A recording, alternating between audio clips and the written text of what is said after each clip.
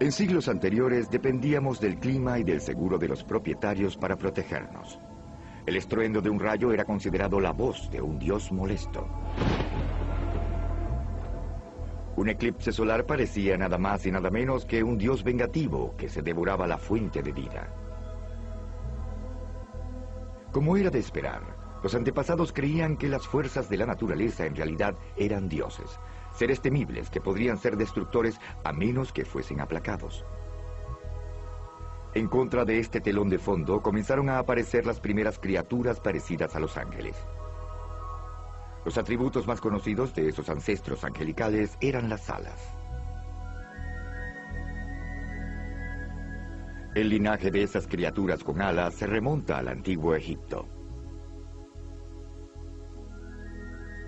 Tenemos diosas muy protectoras, como Isis, y muchas veces son pintadas con alas en los brazos para demostrar que con las alas pueden cuidar a alguien.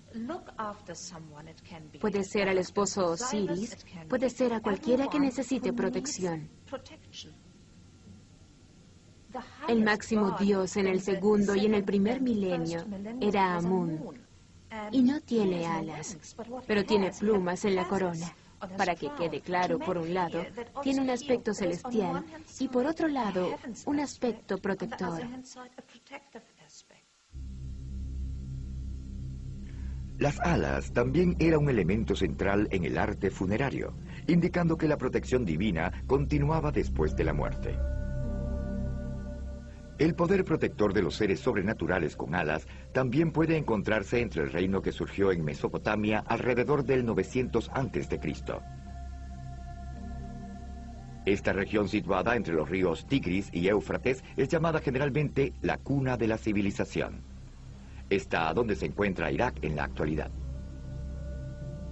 Antiguamente, unas estatuas gigantes de espíritus protectores y que tenían alas conocidos como querubs cuidaban las entradas de los templos y palacios. El querub es un ser divino mesopotámico que servía de intermediario entre los dioses propiamente dichos y los seres humanos, y era una especie de mensajero o guardián, más que un ser feroz. Tenían la característica de los seres que los estudiosos alemanes llaman Mischwesen, seres mezclados, en parte ave, en parte hombre, en parte león, en parte hombre. Los elementos visuales más conocidos, o la iconografía de los ángeles, procede de las tradiciones greco-romanas, que dominaron el mundo mediterráneo por casi 12 siglos. Fue en esa época en la que las alas fueron el sello de los dioses mensajeros griegos y romanos, Mercurio y Hermes. Quizá Hermes es el gran prototipo de una figura divina cuya función era transmitir mensajes entre dioses y mortales. Y por supuesto, las alas eran muy útiles para entregar las noticias a tiempo, por así decirlo. En la mitología romana, el dios mensajero era Mercurio, y este era conocido por moverse de un lado a otro, ir para allá y para acá, que es como en realidad es el elemento Mercurio. Si han visto Mercurio de cerca, se mueve, se desplaza. Si tratas de atraparlo, no puede tomarse, y es el aspecto central del fenómeno de los ángeles. La manera en cómo se escurre entre los corredores de lo que nuestra realidad nos dice, lo que es posible y lo que no lo es.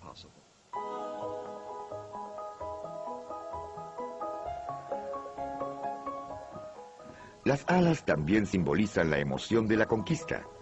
En el mundo grecorromano, el triunfo era representado por las diosas Nike y Victoria.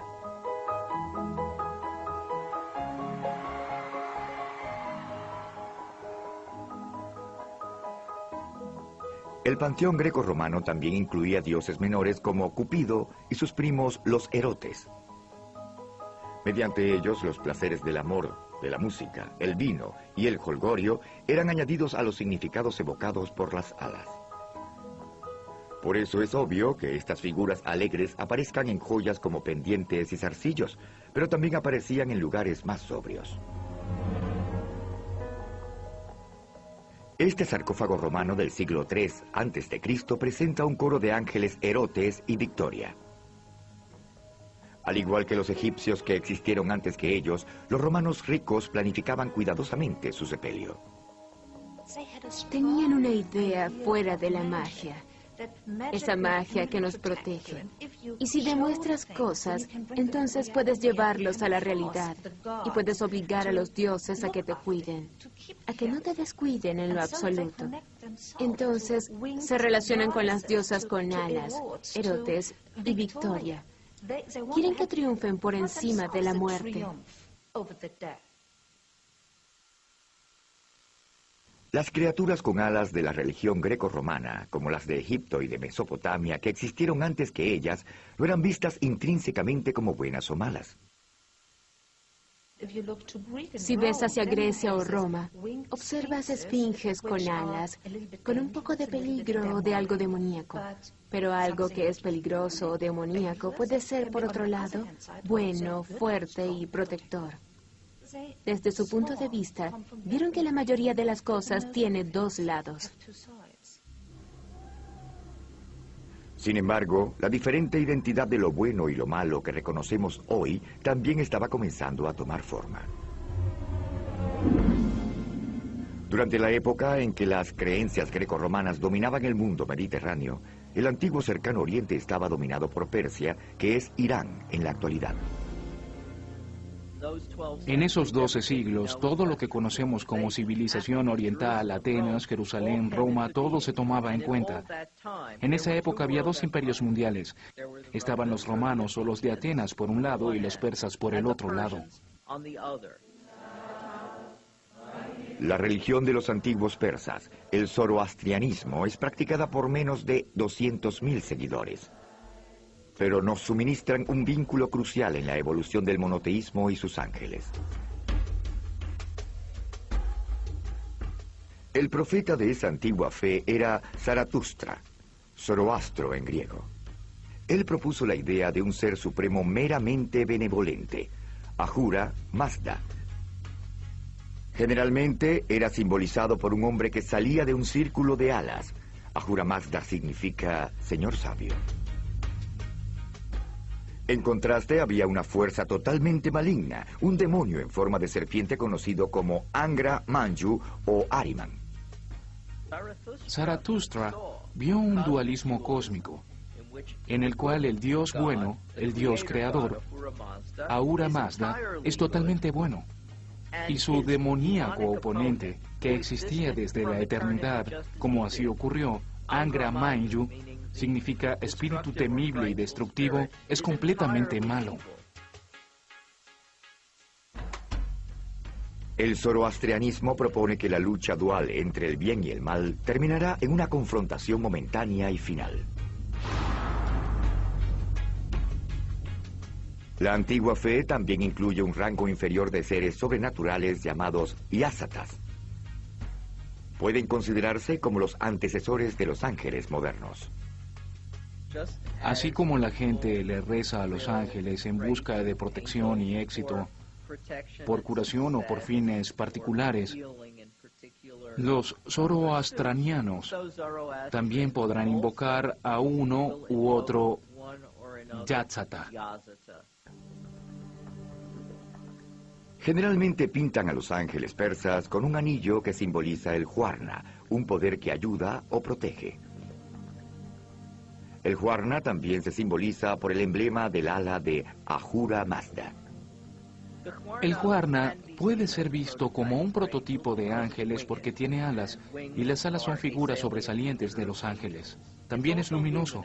Así podemos imaginárnoslo como algo resplandeciente y por supuesto esto es el origen del halo, que es una imagen zoroastriana.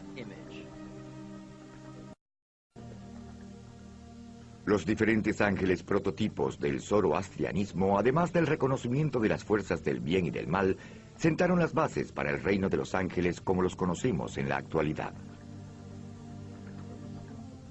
Con el surgimiento del judaísmo, las criaturas con alas del antiguo mundo rápidamente cayeron en el olvido. En su lugar, los creyentes veneran a Gabriel, Miguel y a un ejército de feroces ángeles guardianes.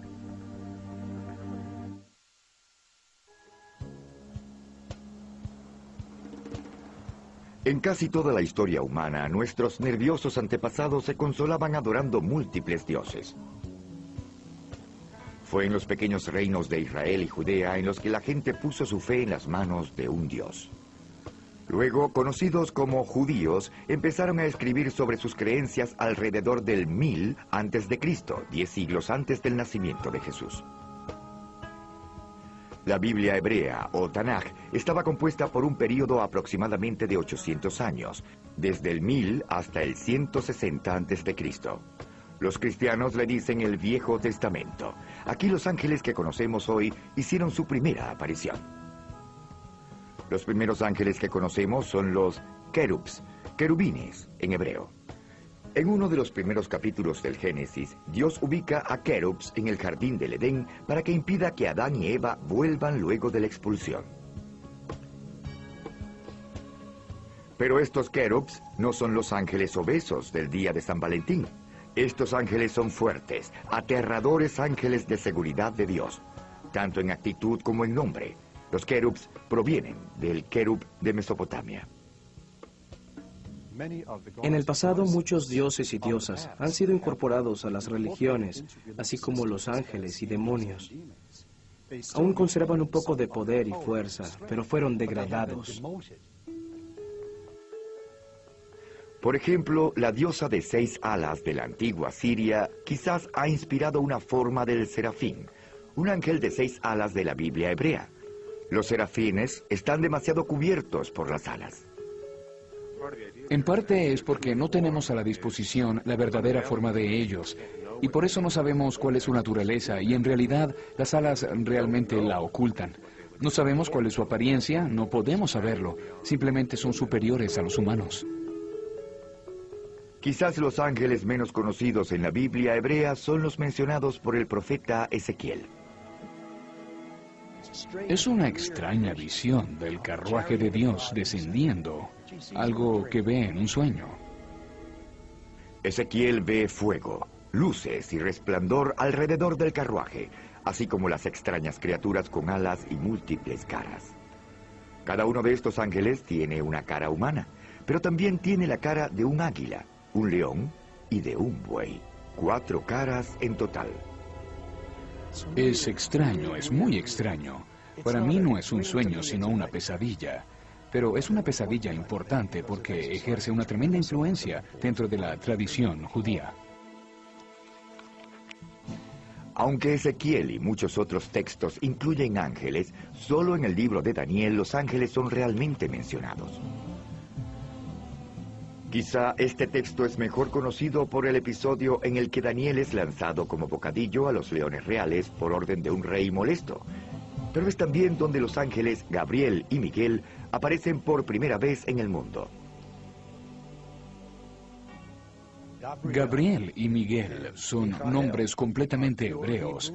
Gabriel significa la fuerza de mi Dios me salvará. Miguel significa nadie puede competir contra mi Dios. Miguel, ¿quién se parece a mi Dios? Luego estos nombres adoptaron una pronunciación distinta.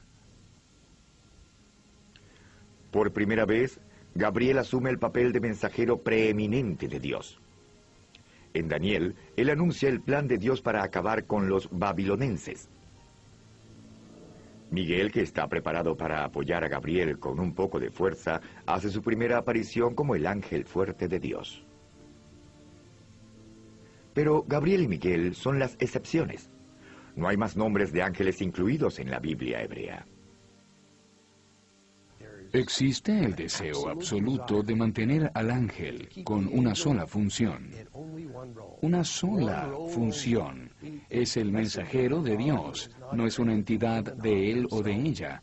Hay un gran peligro al comenzar a dar nombres y entidades a los ángeles, como si Dios necesitara ayuda, como si Dios necesitara a alguien que hiciera el trabajo por él. Se avanza hacia la pureza del monoteísmo, que es la creencia en un solo Dios.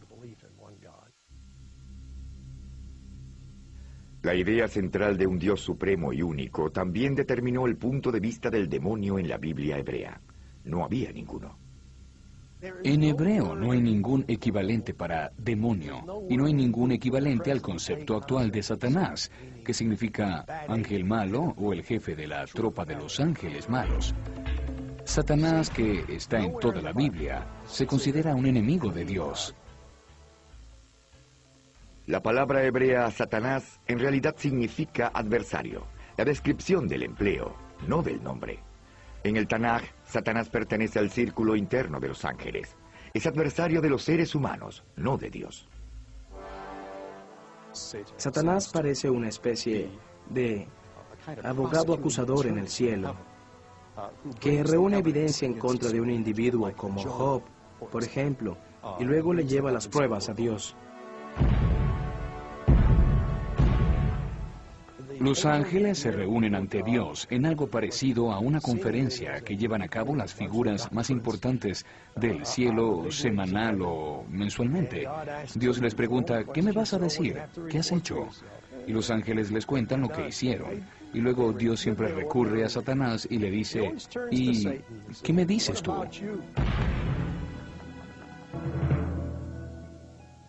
En esas reuniones, Satanás pregunta sobre las creencias religiosas de Job.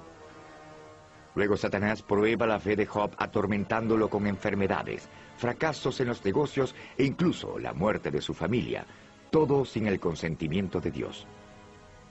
En realidad, Satanás era un adversario. Su papel era retar a las personas y probarlas. Y en ese papel trabaja a la par de Dios, para probar a la humanidad continuamente y asegurarse de que la gente esté en el camino correcto. Las diligentes funciones llevadas a cabo por Satanás y los numerosos ángeles mencionados encontrados en la Biblia hebrea no son accidentales. En el primer siglo después de Cristo, los líderes rabinos escogieron los libros que ahora encontramos en la Biblia. Excluyeron intencionalmente un gran número de textos judíos en los cuales los ángeles demoníacos y algunos de los llamados ángeles realizaban papeles llamativos. Las obras rechazadas por los rabinos se conocen como los apócrifos, literalmente los libros ocultos. Es interesante. La palabra apócrifos quiere decir para nosotros textos dudosos. No merecen ser creídos, no son creíbles. Por lo tanto, en el mundo antiguo, los textos religiosos tenían muchos informes de ángeles y el hecho de que esos informes dejaron de ser entregados como oficiales no significa que desaparecieran. Muchos de estos libros ocultos le pedían prestados personajes a la Biblia hebrea. Sin embargo, las historias apócrifas adornan las historias bíblicas, variando en ángeles y demonios. Entre los más conocidos está el libro de Enoc. ¿Quién es Enoc? En la Biblia hebrea aparece en 3 oraciones. 3 oraciones. Decía que una de las ancianas había dado a luz un hijo llamado Enoc. Y dice de la manera siguiente: Enoc vivió 365 años.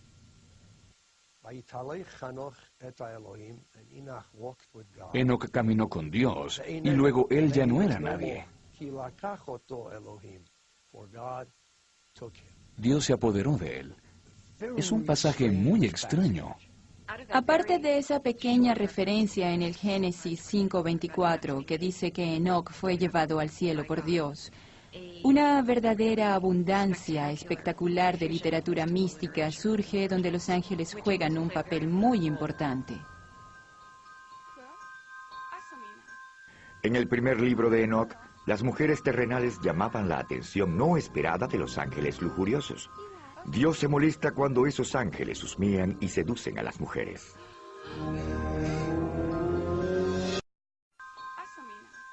En el primer libro de Enoc, las mujeres terrenales llamaban la atención no esperada de los ángeles lujuriosos. Dios se molesta cuando esos ángeles husmean y seducen a las mujeres. Los ángeles envían a Enoc al cielo para que se queje con Dios, para que evite el castigo o para que lo reduzca. Dios, conociendo lo correcto que es Enoc, está sorprendido de que los ángeles tuviesen el chuspas de enviar al hombre correcto como su intermediario. Sin embargo, Dios no se deja influenciar y envía una gran inundación para acabar con los desagradables hijos que resultaron de las uniones ilícitas de los ángeles. A pesar de eso, Dios aún está a favor de Enoc, que se transforma en Metatron, el superángel del mito y la leyenda judía. Además de las legiones de ángeles buenos, los textos ocultos también están llenos de ángeles malos. En los textos apócrifos judíos surge la idea zoroastriana de un espíritu destructivo y demoníaco. Hay una notable dualidad en el judaísmo, en interpretaciones de las historias bíblicas en las que previamente algunas fallas humanas eran responsables de unos problemas. Ahora pensamos que el problema se le atribuye a la intervención de un demonio. Un archidemonio, Samuel, se vuelve loco en el segundo libro de Enoc, donde es identificado como el príncipe de los demonios. En algunas obras, Samuel es representado como el ángel de la muerte, quien toma veneno mortal de la punta de una espada para dárselo en la boca a un moribundo.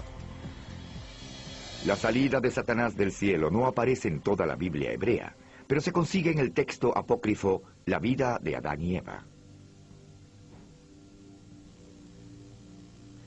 En ese texto, Satanás enfurece a Dios al desobedecer la orden divina de adorar a Adán. Satanás intenta justificar su rechazo, argumentando que él fue hecho primero y que por lo tanto tiene un rango superior al de Adán. Pero Dios no lo acepta, y Satanás es expulsado del cielo solo para convertirse en el arquitecto de toda la maldad. Luego aparece Lilith, una demonia sensual. Lilith había ganado popularidad por el hecho de que la Biblia hebrea no incluye una, sino dos historias de Dios creando a una mujer.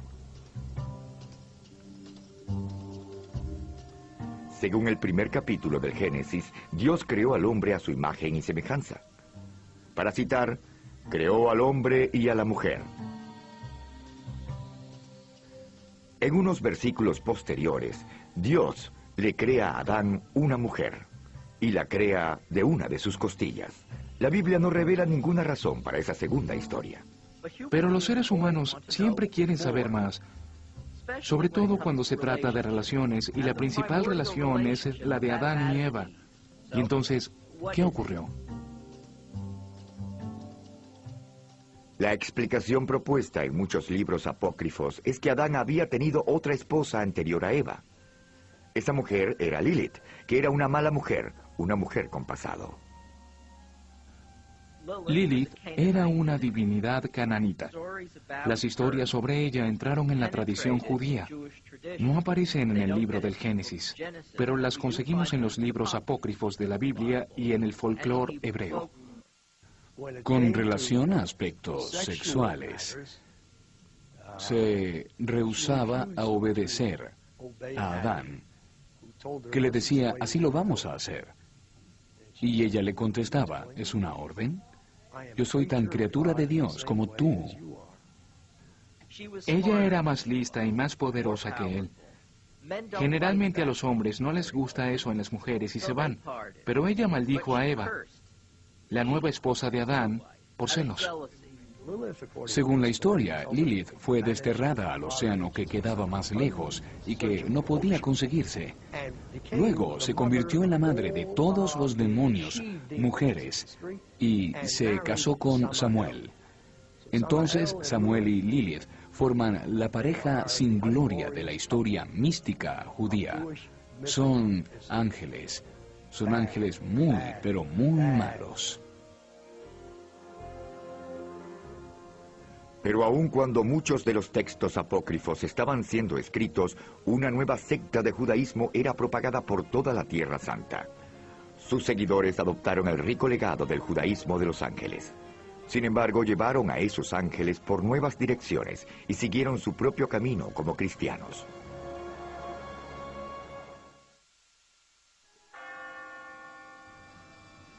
Al menos desde el exterior es fácil confundir una religión estadounidense con una europea o una cristiana. Pero en su nacimiento y en los años de formación, el cristianismo era una religión mediterránea. surgió en un vecindario mezclado de influencias judías, greco-romanas y zoroastrianas. Los ángeles cristianos reflejan esa mezcla. Cuando los seguidores de Jesús se alejaron del judaísmo para practicar lo que se convertiría en el cristianismo, se llevaron el Viejo Testamento y a los ángeles. Gabriel, el ángel mensajero del libro de Daniel, tiene el mismo papel en el Nuevo Testamento. Incluso Gabriel anuncia uno de los acontecimientos centrales del cristianismo. Según el Evangelio de San Lucas, es Gabriel quien informa a la Virgen María que será la madre de Jesús, el Hijo de Dios. El sorprendente encuentro entre el ángel Gabriel y la Virgen María es representado en numerosas pinturas. En algunas, María es pintada con un rostro de sorpresa, pero la mayoría de las veces es de rendición. La verdadera historia indica un enfrentamiento más enérgico entre los dos. María reta a Gabriel y le dice, ¿cómo puede ser posible si no conozco a ningún hombre? Básicamente, el ángel le informa algo que ella considera, al igual que lo haríamos nosotros, incomprensible, absolutamente impensable e imposible. Debido a la importancia de Gabriel para el cristianismo, quizás es sorprendente que también asuma un papel en la mitología griega. En esa mitología, el dios Hermes escoltó a las almas de los muertos al cielo. La idea es que la transición de esta vida al próximo mundo es un viaje peligroso. Y es comprensible que debido a los peligros del viaje, es muy importante que haya un guía angelical. Y en el cristianismo, esa es una tarea del ángel Gabriel. En esta escultura medieval, Gabriel baja del cielo hasta la Virgen María que reposa en su lecho de muerte. Luego él vuelve al cielo arrastrando su alma. Estas imágenes tienen sus raíces en la época antigua. Querías ser protegida por alguien cuando llegaras al punto más peligroso y difícil de tu vida, que es la muerte. Y era representado en todas las culturas, con criaturas con alas, con seres con alas. Y creo que era obvio que el cristianismo se apoderó de eso. Es obvio que los primeros cristianos también recurrieron a la Biblia hebrea, reinterpretando historias como la evocadora visión de los ángeles según Ezequiel. Este los describió como figuras humanas, pero con 4 rostros, uno humano, y los otros eran de un león, un buey y un águila. En esas 4 caras, los cristianos encontraron símbolos de los 4 escritores del Evangelio, Mateo, Marcos, Lucas y Juan. Los primeros teólogos cristianos también adoptaron libros apócrifos del judaísmo, a los que les dieron un estatus completo de textos canónicos y sagrados. El ejemplo más destacado es el libro de Tobías, con su personaje central, el arcángel Rafael. Rafael sirve como mentor y guía de Tobías, el hijo de Tobit, a quien le encomiendan una difícil tarea: esforzarse para encontrar un remedio para la ceguera de su padre. Lo interesante de ese libro es que demuestra no solo la intercesión momentánea de un ángel, sino también una relación actual entre un ser humano y su guía, su ángel. El texto también presenta a un villano, un ángel malvado y demoníaco llamado Ashmedai o Asmodes. En el libro de Tobit se destaca un demonio llamado Ashmedai. Ashmedai es una criatura zoroastriana. De hecho, es una encarnación Angra Mainyu, el demonio de la ira, porque es lo que reina entre los demonios. El vicio causado por el espíritu destructivo es la furia. De esta proviene todo lo demás. Los ángeles malos como Ashmedai y el destacado Satanás tienen otra función en el cristianismo, diferente a la que tenían en el judaísmo. A medida que el tiempo pasa, Satanás asume una función mucho más negativa y mucho más diabólica. Es pues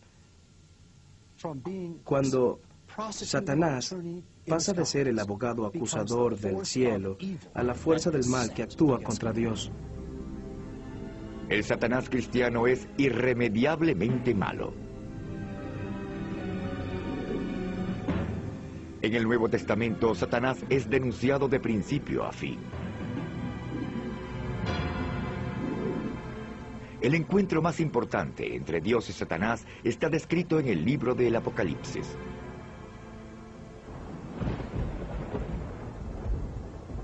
El sol escupe llamaradas que incineran el mundo.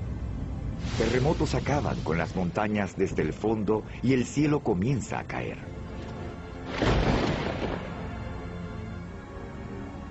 Miguel conduce un ejército de ángeles de Dios contra Satanás y sus hordas de ángeles destructivos. Satanás y sus seguidores, según el libro del Apocalipsis, al fin son castigados y arrojados hacia el abismo. Luego solo los buenos sobreviven y Dios y su gente resultan triunfantes. La visión cristiana del momento final incluye un juicio final. Generalmente se muestra a Miguel sosteniendo balanzas, que simboliza el peso de las almas y su destino, ya sea en el infierno o en el cielo.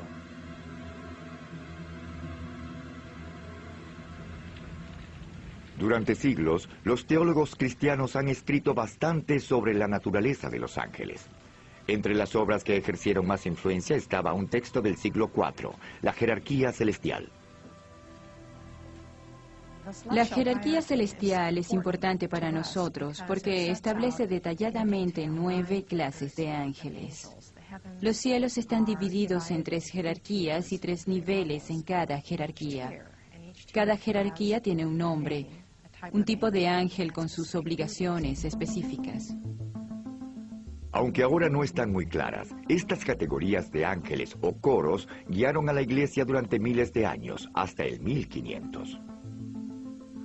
Algunos coros aún son familiares.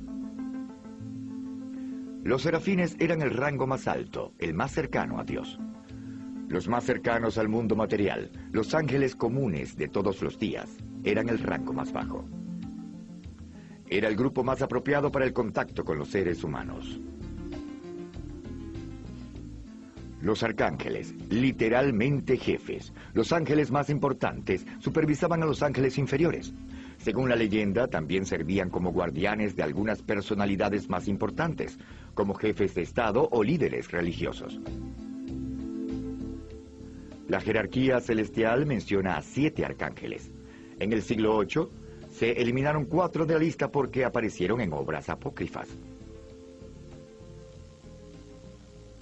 Cuando los protestantes se separaron de la Iglesia en el año 1500, degradaron el libro de Tobías a los apócrifos y sacaron a Rafael de la lista. Actualmente Rafael y el libro de Tobías solo se consiguen en la versión católica del Viejo Testamento. Pero los ángeles y los demonios no eran exclusivos de los textos religiosos, también aparecieron en las obras literarias. Uno de los libros con más influencia, cuyo tema eran los ángeles, era El Paraíso Perdido, un poema épico escrito por John Milton a finales del 1600. El Paraíso Perdido está lleno de ángeles, buenos y malos. En realidad, Milton inventó la palabra pandemonio para el nombre de la capital del infierno. Las diversas representaciones de los ángeles en la literatura, la teología y sobre todo en el arte comparten un tema común. Los ángeles son indicadores, anunciando la presencia de Dios. Piensen, por ejemplo, en las imágenes de la madre y del niño, o en las imágenes de Cristo en el trono. Ambas imágenes están rodeadas de unos ángeles o de un ejército de ángeles. Intenten ver las imágenes sin los ángeles y perderán un poco su poder divino. Durante los siglos, el cristianismo le ha puesto un sello diferente a la tradición de los ángeles ricos, heredada del judaísmo. Además, la literatura cristiana agregó nuevos ángeles. Pero los rangos de guardianes con alas se extenderían pronto. A principios del siglo VII, el Islam colocó una luz propia y distinta sobre los ángeles.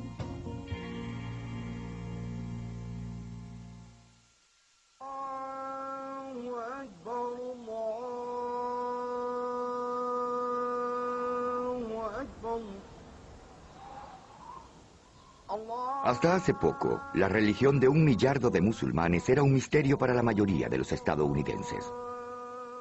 Y actualmente una sombra de miedo y sospecha ha sido colocada sobre el rostro del Islam. A pesar de algunas diferencias fundamentales, el Islam comparte un ancestro común con el cristianismo y el judaísmo. El Islam se considera una continuación de la tradición judeocristiana. Cuando lees sobre el Corán, hay constantes referencias a la Biblia hebrea y al Nuevo Testamento. Entonces, los profetas hebreos, los profetas bíblicos y patriarcas, y Jesús y María, son figuras principales en el Corán.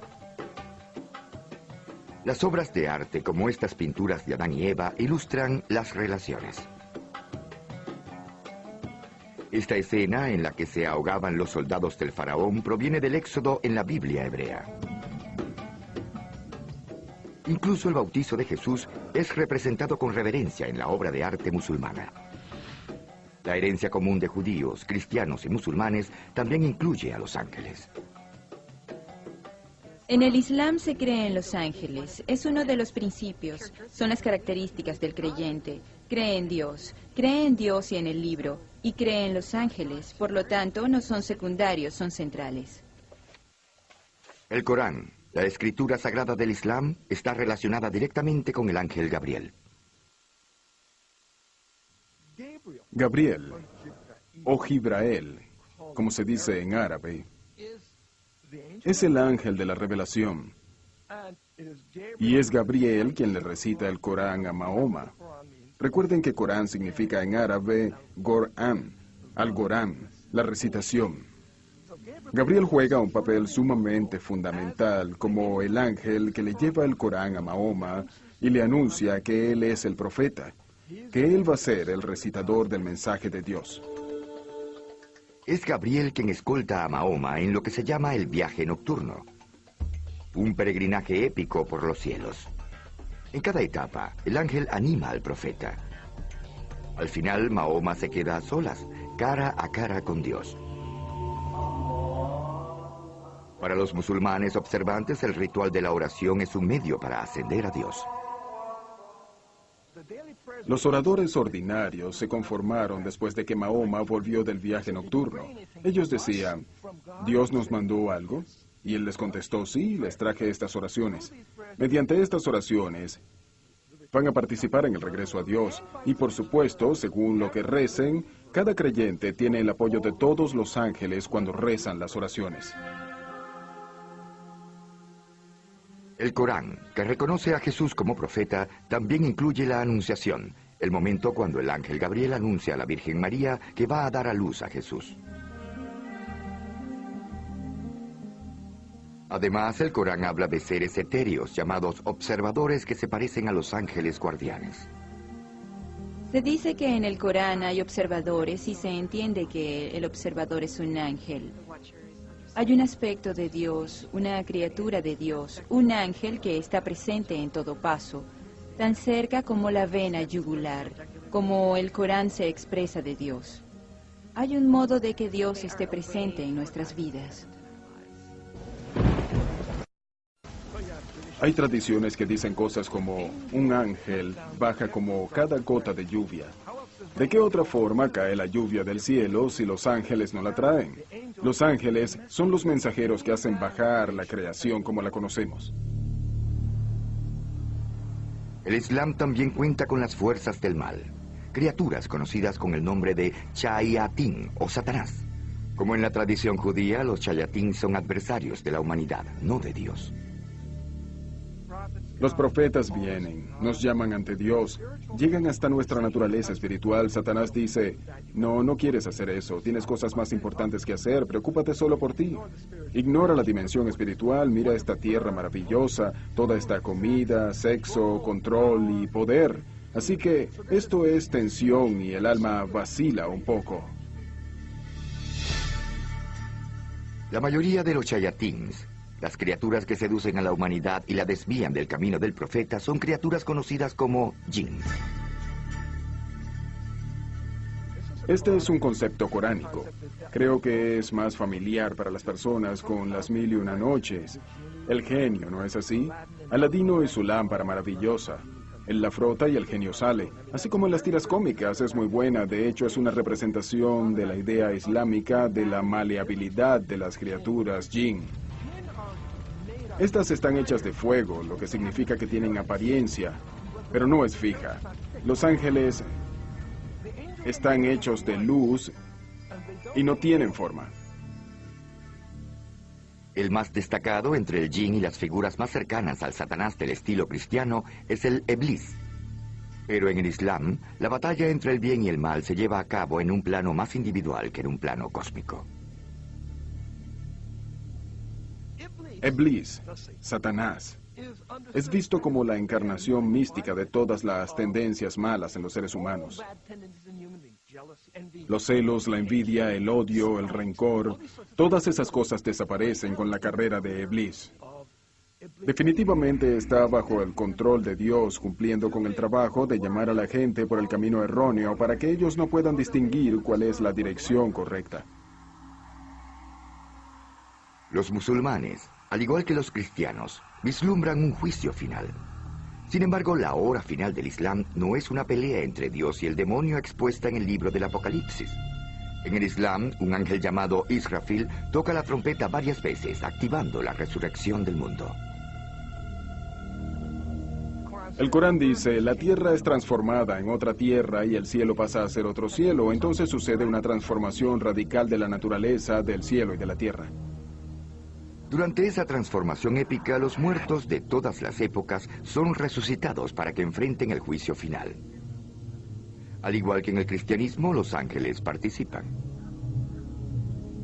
Bajan Dios y los ángeles, y luego se lleva a cabo el juicio final, en donde Dios será el juez y los ángeles buscarán a la gente y serán una especie de jurado, como fueron, pero Dios será el juez. Un ángel presenta un pergamino enumerando las buenas acciones de la persona. Otro ángel presenta una lista de las malas acciones. Luego Dios toma la decisión final. A los condenados que se han portado bien se les permite ir al paraíso, el cual el Islam vislumbra como un hermoso jardín. Todos los demás son condenados a estar eternamente en el infierno en compañía de Iblis. Hay otro lazo de unión que une a los ángeles del judaísmo, del cristianismo y del Islam. Generalmente los ángeles contactan a las personas solo cuando los ángeles son muy buenos y están preparados. Sin embargo, no pasará mucho tiempo antes de que otros seguidores de esas religiones diferentes surjan con la misma tentadora idea: usar magia para invocar a los ángeles cuando y donde ellos quieran.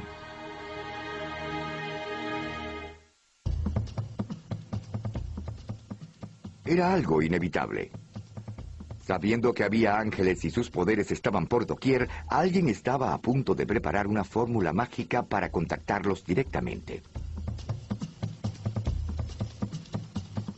Muchos de los hechizos mágicos y encantamientos que evocan a los ángeles tienen sus raíces en historias de los libros apócrifos judíos, llamados libros ocultos. Uno de ellos, el libro de Raziel, lleva su título por un ángel cuyo nombre significa secreto de Dios. Aunque el texto apareció por primera vez en la época medieval, la leyenda dice que se remonta a principios de la creación y hasta a la época de Adán. Según la tradición, esa leyenda mágica que poseemos hoy y que ha penetrado en muchos textos y rituales mágicos y en nuestras creencias sobre los ángeles, regresa al libro original, el único libro escrito totalmente en el cielo y entregado a Adán, el verdadero primer libro. Este contiene un alfabeto mágico para invocar a los ángeles y contiene muchos encantos para pedirle a los ángeles que realicen algunos experimentos mágicos. Algunos de los hechizos mágicos más populares provienen de una sorpresiva fuente: el rey Salomón, jefe de los hebreos durante 40 años en el siglo X a.C. Salomón es recordado incluso en la actualidad por su sabiduría. Según la leyenda, la gran sabiduría de Salomón le dio poderes sobre los demonios. Los secretos que él aprendió de esos seres sobrenaturales se reunieron en un texto llamado El Testamento de Salomón. Tanto los judíos como los cristianos utilizaron sus encantos. Se decía que varios textos mágicos habían sido escritos por Salomón y estaban circulando y siendo usados por gente que quería invocar a algunas presencias para que los ayudaran a encontrar objetos perdidos, tesoros enterrados, curar enfermedades, conceder bendiciones, hacer maldiciones y esas clases de hechizos. La mezcla de ángeles y magia fue aceptada por los seguidores de la iglesia cóptica, que es el cristianismo nativo de Egipto. Aunque creían en Dios, los cristianos de Egipto también estaban determinados por las religiones antiguas de los faraones. Tenían una larga tradición de más de 3000 años. Diferentes dioses y diosas se enfrentaban. Y de pronto, ya no tenían muchos dioses, ni locales ni personales. Entonces los ángeles eran una respuesta para ellos. El arcángel Miguel, la mano derecha de Dios en la guerra contra Satanás, es considerado uno de los ángeles más poderosos que puede ser invocado mediante la magia. Un texto cóptico llamado Alabanza al Arcángel Miguel incluye numerosos encantos y rituales para invocar al Supremo Ángel Guardián. En el libro se encuentran 21 temas específicos de los que se puede encargar Miguel.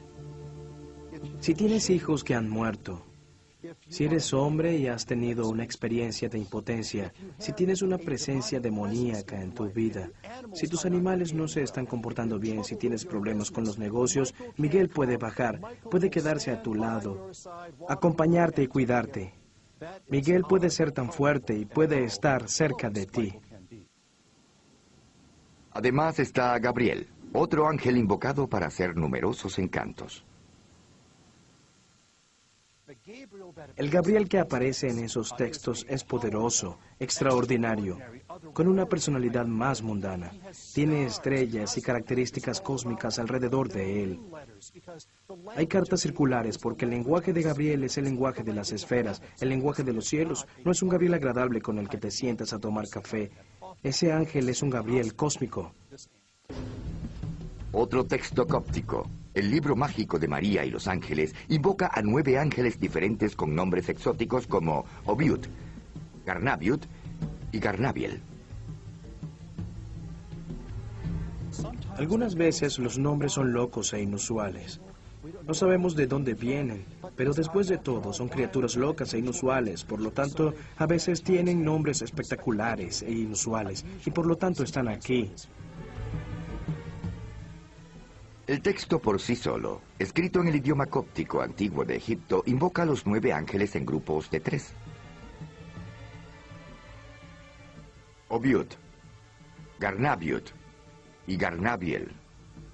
Los 3 ángeles guardianes que cuidan el cuerpo de Jesús, cuiden también mi cuerpo. Todas las necesidades y enfermedades que tenemos no pueden resolverse con los doctores y las enfermeras, los empleados y los banqueros y otros.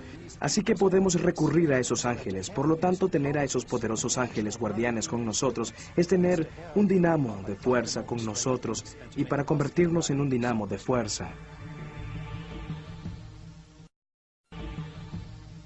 La tradición de invocar a los ángeles mediante la magia es compartida con el Islam, aunque sus escrituras no son tan bien conocidas como los textos cristianos.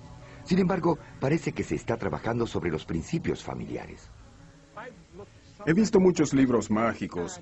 Es cierto que generalmente parte de las fórmulas que dan para realizar ciertas cosas ayudan a encontrar esposo, a curar algunas enfermedades y a veces a invocar a ciertos ángeles. En la literatura mágica hay proliferación de los nombres angelicales. Cada uno de los nombres, mencionar a un ángel tiene una función específica en términos de curación o para hacer cualquier otra cosa. Mientras muchos hechizos buscan ayuda de los ángeles buenos, a veces se usa magia para rechazar a un ángel peligroso. Un ángel como Lilith, la chica mala del jardín del Edén. Según la leyenda, cuando Adán dejó a Lilith por Eva, Lilith juró que mataría a todos los descendientes de Adán y Eva. Durante muchos siglos, por cada infante que moría, se culpaba a Lilith. Para alejarla, se colocaban amuletos mágicos como este del libro de Raziel en la cuna del niño. Otros amuletos invocaban a 3 ángeles que defendían a Adán y a Eva de Lilith. El libro del ángel Raziel tiene dibujos de los 3 ángeles, dibujos diagramáticos. Sus nombres son Sinoi, San Sinoi, Samangluf. En el cristianismo bizantino, uno de ellos es llamado San Sisimios. Toda la idea se remonta a la antigua Mesopotamia, así que este es un caso donde las culturas se encuentran y adoptan seres angelicales de una cultura y otra para enfrentarse con un problema que forma parte de la vida real.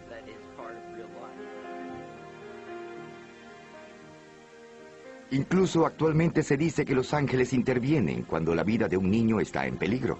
Simplemente pregúntele a la familia Derrick en Chapin, Carolina del Sur. Como la mayoría de los niños de 5 años, a Kenley le encanta jugar.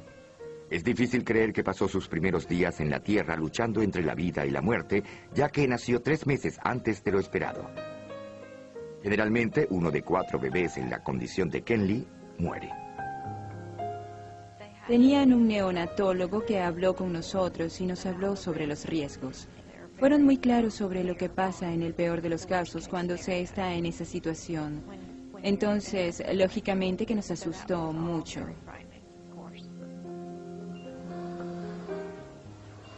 Kenley pesó 900 gramos. Fue colocada en una incubadora a temperatura controlada y conectada a muchos monitores. Si dejaba de respirar o si el corazón dejaba de latir, el monitor se apagaba. En ese momento entrábamos en pánico. Las enfermeras iban a ver y no había nada. Luego venían, le golpeaban el pie, todo volvía a la normalidad. Y ella empezaba a respirar. Pero estábamos muy asustados. No sabíamos qué pensar ni qué esperar. Para Sherry y Rocky Derrick, solo había una tarea más difícil que ver a Kenley en su lucha por vivir. Tener que dejarla todas las noches en el hospital. Siempre le pasaba la mano y rogaba que si lloraba, tenía miedo o necesitaba que la cargaran, alguien estuviese para hacerlo. Y que si las enfermeras o los médicos estaban muy ocupados, Dios la cargara para que ella sintiera que unos brazos la estaban cuidando. Luego de estar 10 semanas en el hospital, Kenley se fue a casa. Sin embargo, fue a la edad de 3 años que su médico dijo oficialmente que era saludable. También le decía la bebé milagro. Fue luego cuando la familia sospechó que Kenley había tenido unos inesperados amigos de las alturas durante esos primeros días peligrosos. Esa idea hizo que Kenley le preguntara a su madre por los ángeles que cuidan a los niños. La pregunta fue que si recordaba que los ángeles me habían cuidado, porque ella cree que todos tenemos ángeles que nos cuidan. Ella dijo que recordaba a los ángeles que la cargaron cuando ella era una bebé. También recuerda que eran hermosos y muy suaves, y que la cargaron. Los encuentros con los ángeles, misteriosos y sobrecogedores, como el mencionado por Kenley Derrick, se remontan a miles de años, a la época bíblica. Pero durante los últimos 500 años, la ciencia y la industria siguen cautivando la imaginación de la humanidad. La fe en las criaturas con alas ha desaparecido. Los ángeles y los demonios han sido degradados a un mundo dirigido por los dioses de la tecnología.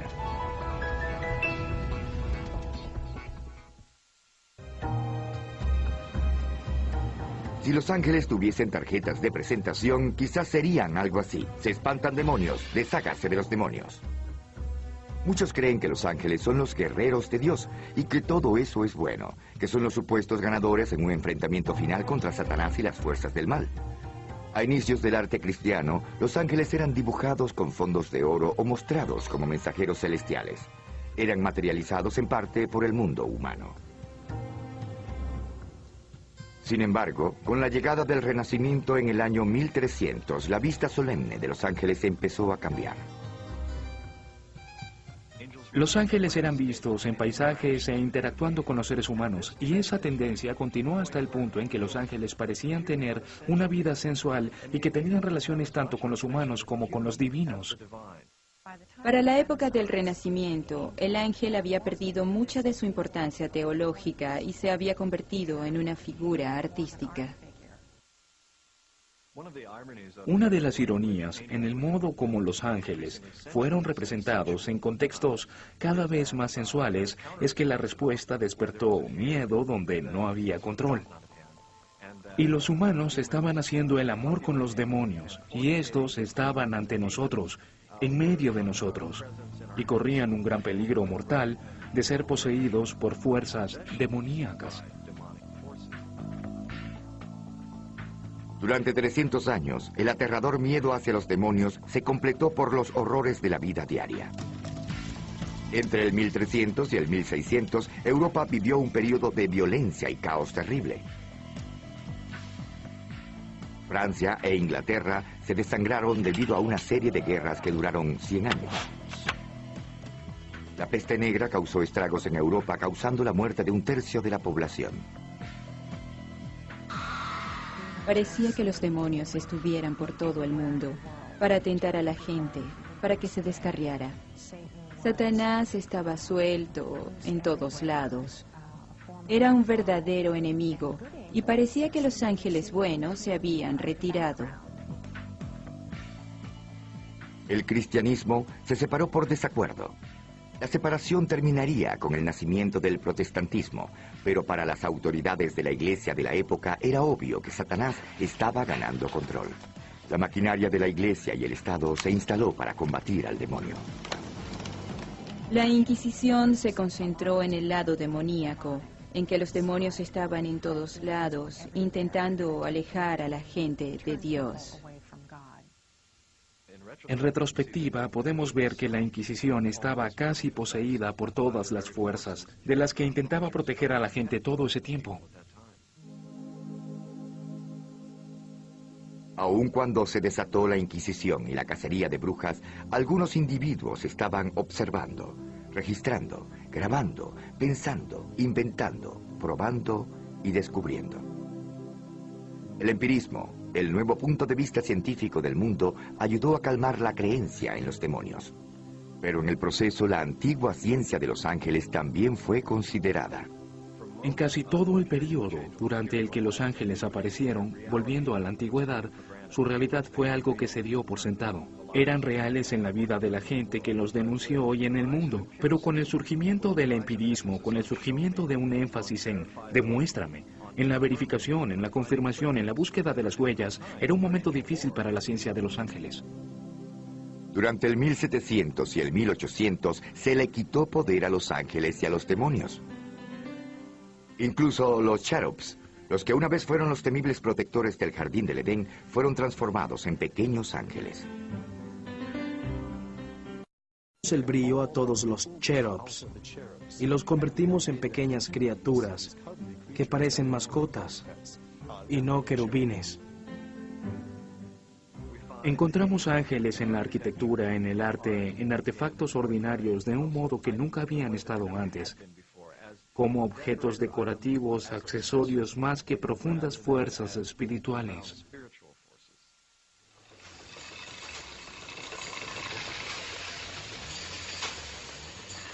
Con cada siglo que pasa, con cada avance científico o industrial, los ángeles fueron degradados y pasaron a ser irrelevantes. Cerca de la era victoriana, a finales del 1800, los ángeles eran un poco más que una postal que servía de distracción. De hecho, parece que el único propósito era encarnar la belleza más que ser divinos mensajeros o realizar algunas funciones celestiales. Incluso Lilith, el azota de los niños y de las temerosas madres durante 3000 años, se convirtió en una sensual supermodelo que llamaba la atención entre los artistas victorianos. En el siglo XX, las fuerzas demoníacas llegaron en forma de seres humanos y sus inventos.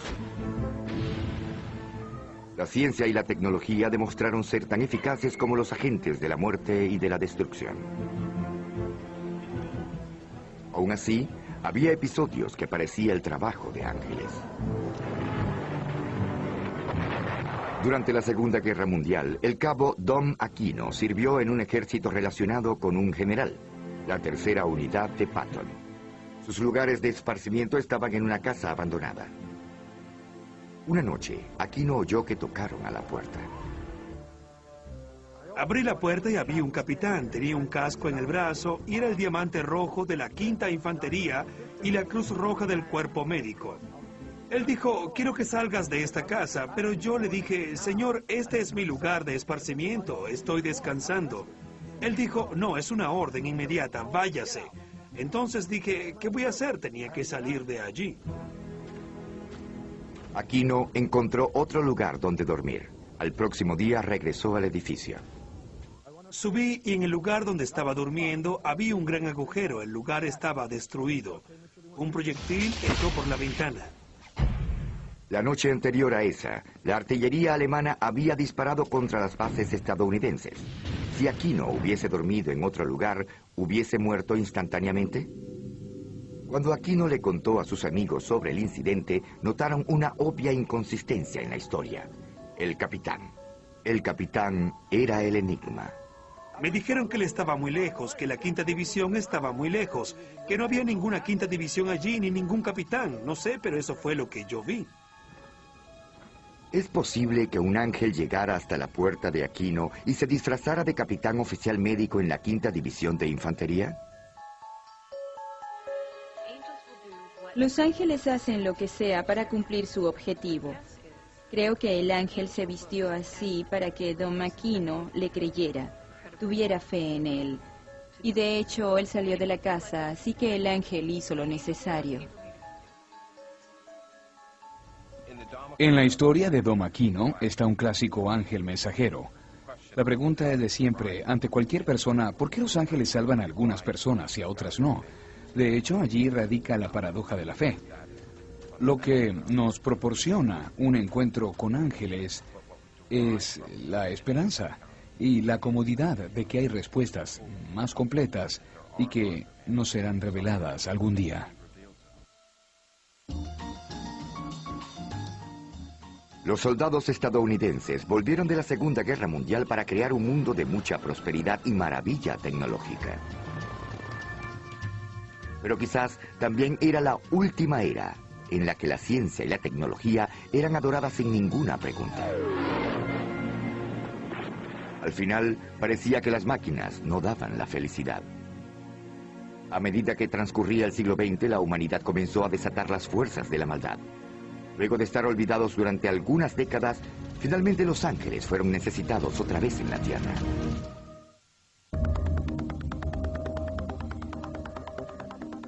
Algunos logros validaron nuestra fe en la ciencia y en la industria más que en el programa espacial. Finalmente pudimos llegar al cielo, hogar de los ángeles. Una de las preguntas es, ¿qué papel podrían tener los ángeles o los demonios en un mundo científico? ¿Qué papel podrían tener los ángeles en un mundo en que hemos explorado los cielos y sabemos que los ángeles no parecen vivir aquí?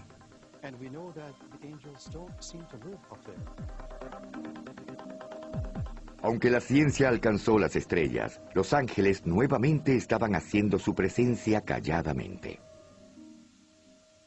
Una de las más impresionantes historias sobre ángeles de la época moderna surgió en Firthorn, una bahía lejana en las costas del norte de Escocia.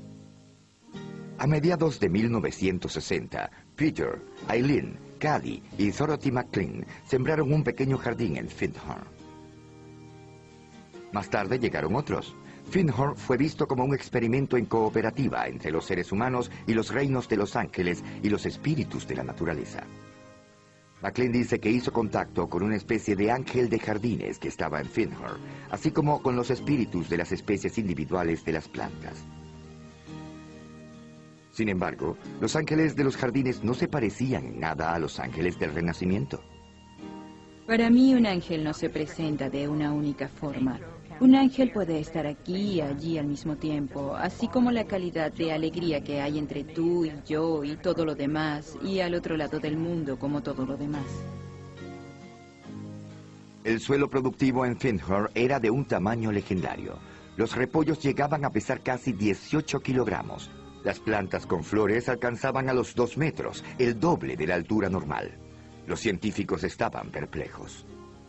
Los demás granjeros de la región no podían tener los mismos resultados.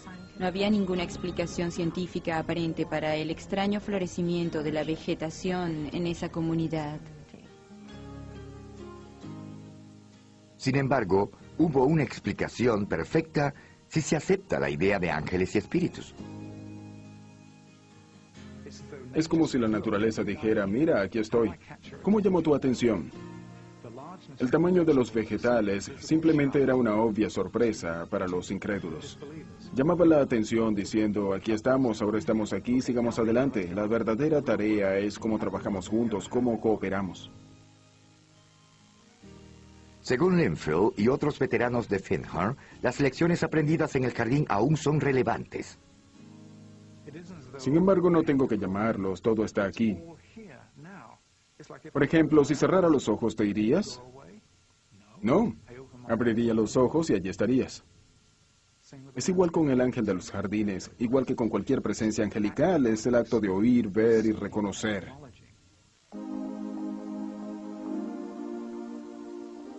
De hecho, en Nueva York hay un esfuerzo organizado para reconocer la presencia de los ángeles.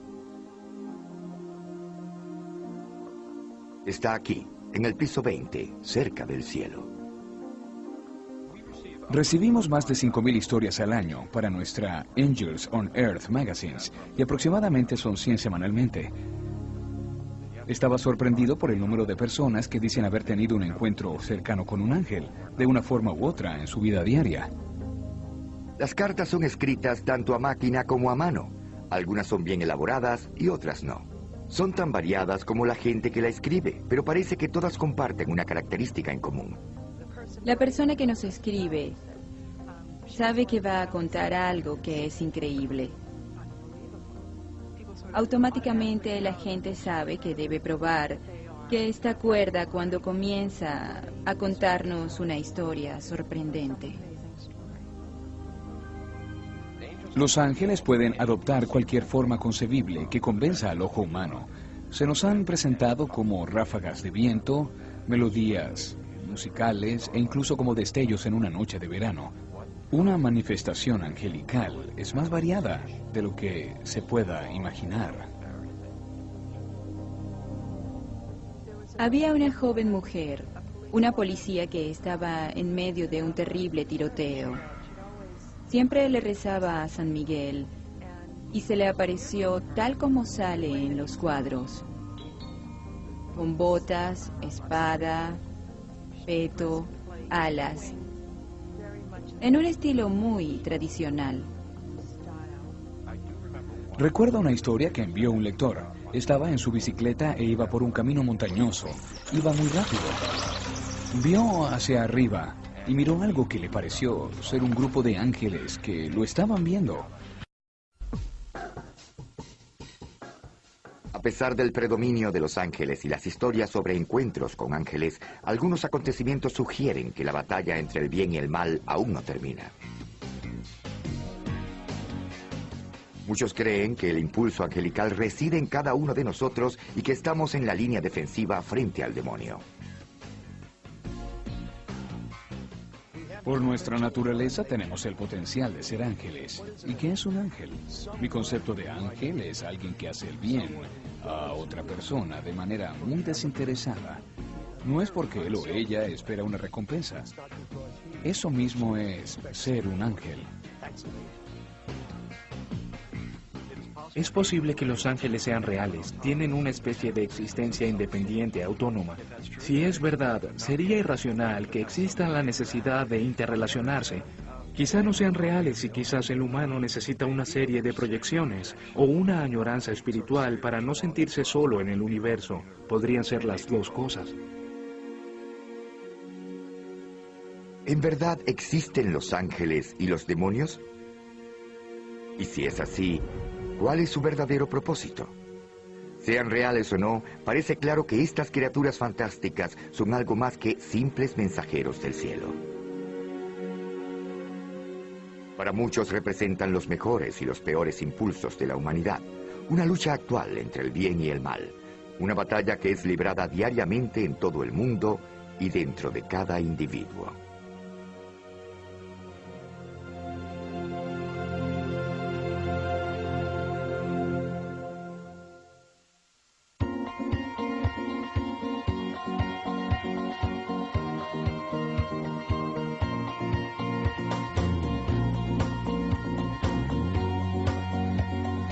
Como civilización oriental, Atenas, Jerusalén, Roma, todo se tomaba en cuenta. En esa época había dos imperios mundiales. Estaban los romanos o los de Atenas por un lado y los persas por el otro lado. La religión de los antiguos persas, el zoroastrianismo, es practicada por menos de 200.000 seguidores. Pero nos suministran un vínculo crucial en la evolución del monoteísmo y sus ángeles. El profeta de esa antigua fe era Zaratustra, Zoroastro en griego. Él propuso la idea de un ser supremo meramente benevolente, Ahura Mazda. Generalmente era simbolizado por un hombre que salía de un círculo de alas. Ahura Mazda significa Señor Sabio.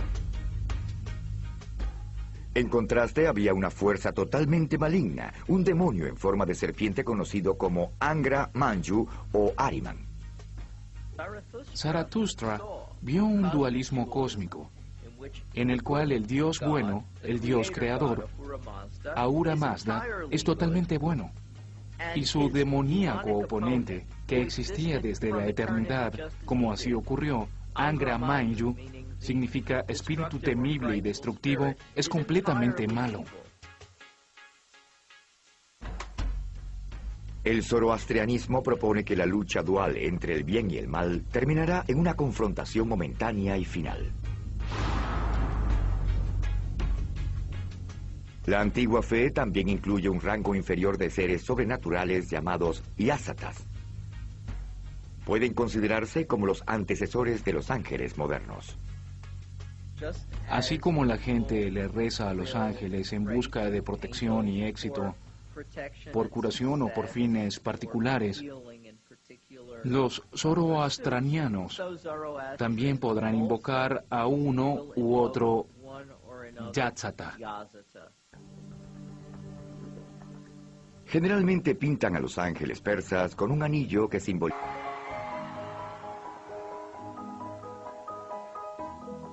El panteón greco-romano también incluía dioses menores como Cupido y sus primos los erotes. Mediante ellos, los placeres del amor, de la música, el vino y el jolgorio eran añadidos a los significados evocados por las hadas. Por eso es obvio que estas figuras alegres aparezcan en joyas como pendientes y zarcillos, pero también aparecían en lugares más sobrios.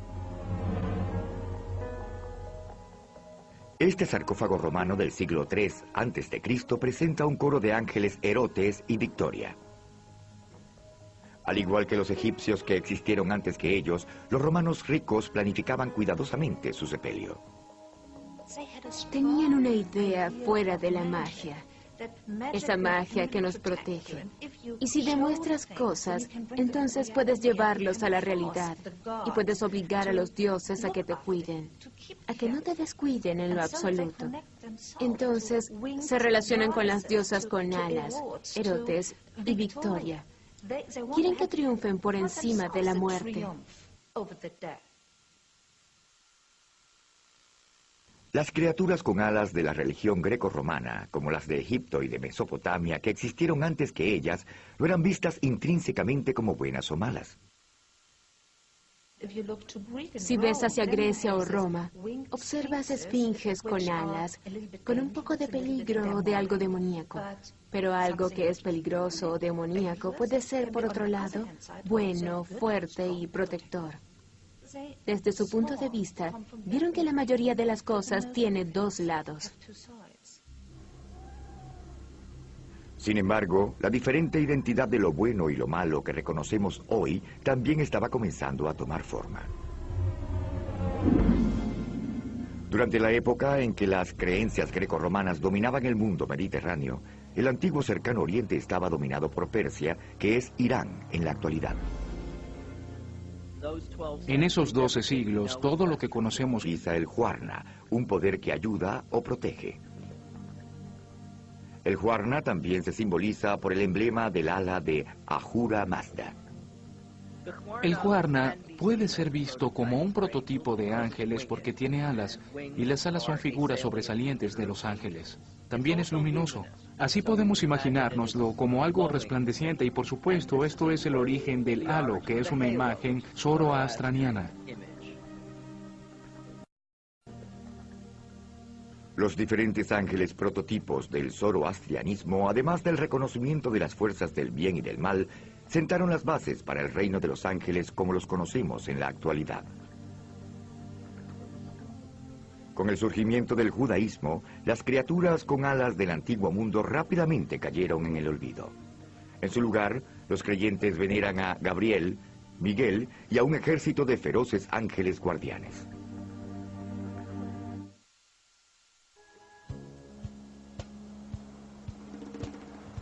En casi toda la historia humana, nuestros nerviosos antepasados se consolaban adorando múltiples dioses. Fue en los pequeños reinos de Israel y Judea en los que la gente puso su fe en las manos de un dios. Luego, conocidos como judíos, empezaron a escribir sobre sus creencias alrededor del 1000 a.C., 10 siglos antes del nacimiento de Jesús. La Biblia hebrea, o Tanaj, estaba compuesta por un período aproximadamente de 800 años, desde el 1000 hasta el 160 a.C. Los cristianos le dicen el Viejo Testamento. Aquí los ángeles que conocemos hoy hicieron su primera aparición. Los primeros ángeles que conocemos son los querubs, querubines en hebreo. En uno de los primeros capítulos del Génesis, Dios ubica a querubs en el jardín del Edén para que impida que Adán y Eva vuelvan luego de la expulsión. Pero estos querubs no son los ángeles obesos del día de San Valentín. Estos ángeles son fuertes, aterradores ángeles.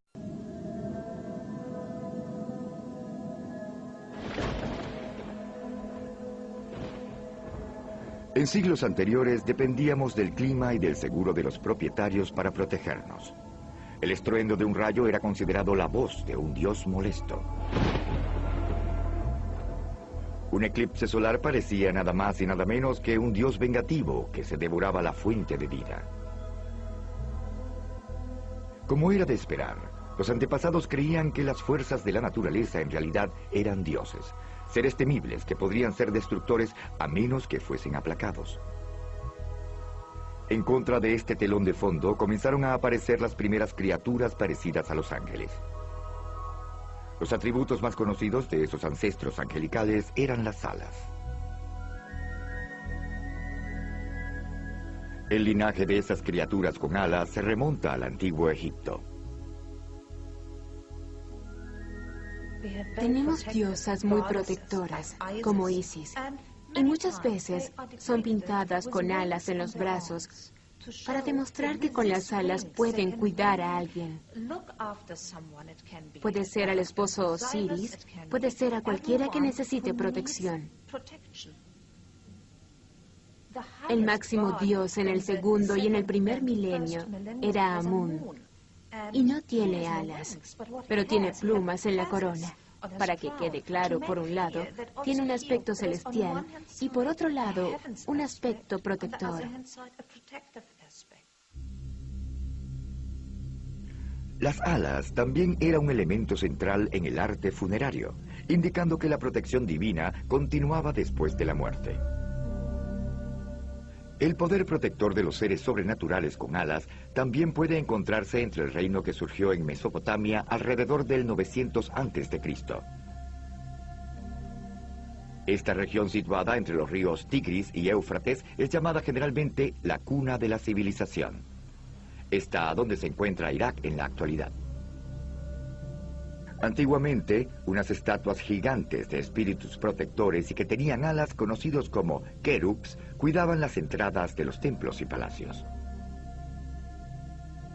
El querub es un ser divino mesopotámico que servía de intermediario entre los dioses propiamente dichos y los seres humanos, y era una especie de mensajero o guardián, más que un ser feroz. Tenían la característica de los seres que los estudiosos alemanes llaman Mischwesen, seres mezclados, en parte ave, en parte hombre, en parte león, en parte hombre. Los elementos visuales más conocidos, o la iconografía de los ángeles, procede de las tradiciones greco-romanas, que dominaron el mundo mediterráneo por casi 12 siglos. Fue en esa época en la que las alas fueron el sello de los dioses mensajeros griegos y romanos, Mercurio y Hermes. Quizá Hermes es el gran prototipo de una figura divina cuya función era transmitir mensajes entre dioses y mortales. Y por supuesto, las alas eran muy útiles para entregar las noticias a tiempo, por así decirlo. En la mitología romana, el dios mensajero era Mercurio, y este era conocido por moverse de un lado a otro, ir para allá y para acá, que es como en realidad es el elemento Mercurio. Si han visto Mercurio de cerca, se mueve, se desplaza. Si tratas de atraparlo, no puede tomarse, y es el aspecto central del fenómeno de los ángeles. La manera en cómo se escurre entre los corredores de lo que nuestra realidad nos dice, lo que es posible y lo que no lo es.